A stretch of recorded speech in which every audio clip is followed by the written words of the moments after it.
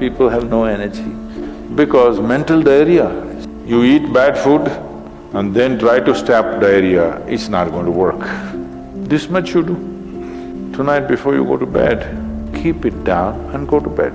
In a little while, if you simply sit here, things around you will reverberate.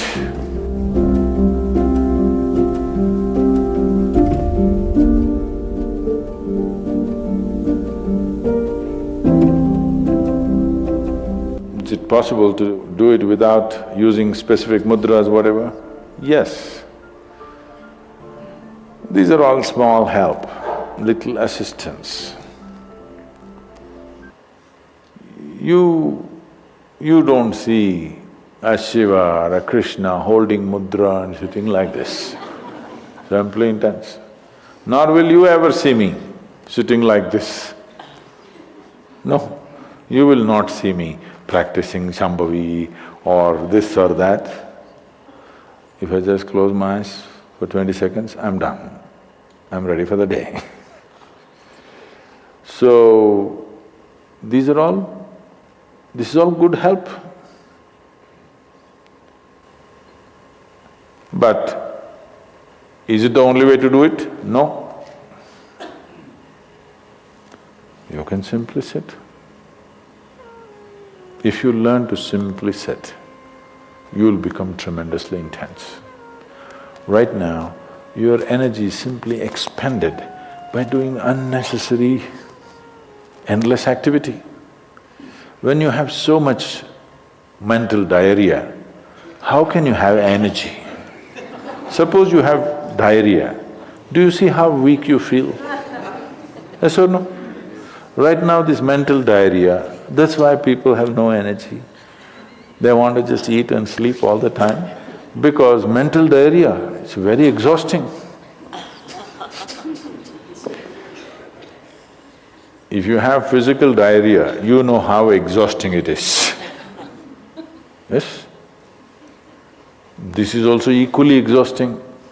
People are sleeping 8 hours, 10 hours a day, not because they're working so much or their body is in such a bad state, it's just mental diarrhea. If you stop the mental diarrhea, there's enough energy to make this very, very intense. Now how do I stop mental diarrhea? If you have diarrhea, physical diarrhea, what is the first thing to do? Huh? What?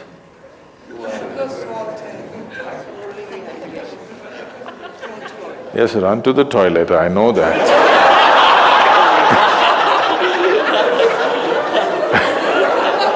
I'm saying as a corrective measure, what is the first thing you do?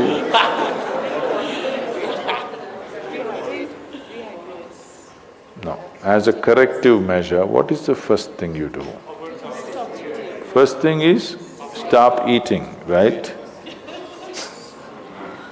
Yes or no? But diarrhea means in some way we've eaten something that the body doesn't want. It's trying to throw it out. Yes? You've taken something inside which the body doesn't like, it wants to throw it out. First thing is, stay away from food for some time. You eat bad food and then try to stop diarrhea, it's not going to work. So similarly, bad food for the mind is just this. You have gotten identified with things that you are not. The moment you get identified with things that you are not, mental diarrhea is inevitable. It's bad food for the mind. Now it will run endlessly, do what you want. You do any damn meditation, you say Shiva, Rama, it's not going to stop. It's not stopped, isn't it?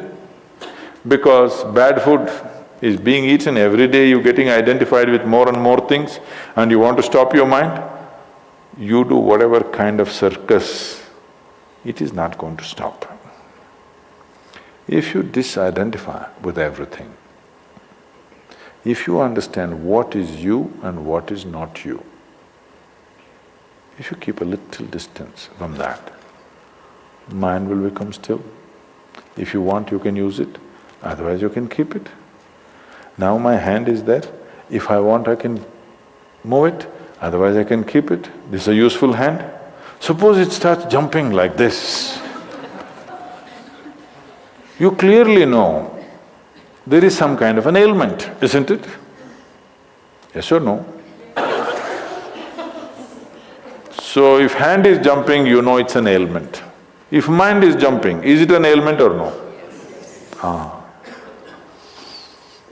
The ailment has come because continuous wrong diet. You tell your mind that I am this, I am this, I am that, I am that. It's having diarrhea. You stop giving it wrong food. If you clearly see what… even if you do not know what is me, at least you know what is not me, isn't it? This much you do. Tonight before you go to bed, sit on your bed and sit down and discount everything that is not you. This house in which you're living, is this me? No. This loving parent or mother, father, wife or husband or child, they're wonderful, but is this me? No. Now these nice clothes I'm wearing, is this me? No. Now my body, I like it, but is this me? No. Now I'm having so many thoughts, is this me? No. Now I'm having wonderful emotions, is this me? No. Like this, everything that's not you, before you sleep, keep it down and go to bed. Tomorrow morning, you will wake up considerably more intense than today. Every day you do it. In a little while, if you simply sit here, things around you will reverberate. Really. I was in… a few years ago, couple of years ago, I was in America and this is a very typically American question. This lady comes up to me and she's very angry. I've been doing this yoga for last 35 years, nothing happened. But you went and just sat on a rock and things happened to you. This is not fair. Where is that damn rock?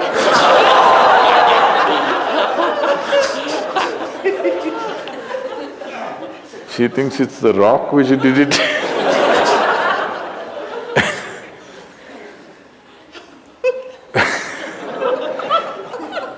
The only sadhana that I did in my life is, right from my very early age, though I was very actively involved with everybody around me, I never identified myself with my parents or my siblings or my endless number of friends or the society or the religion or the country or anything around me.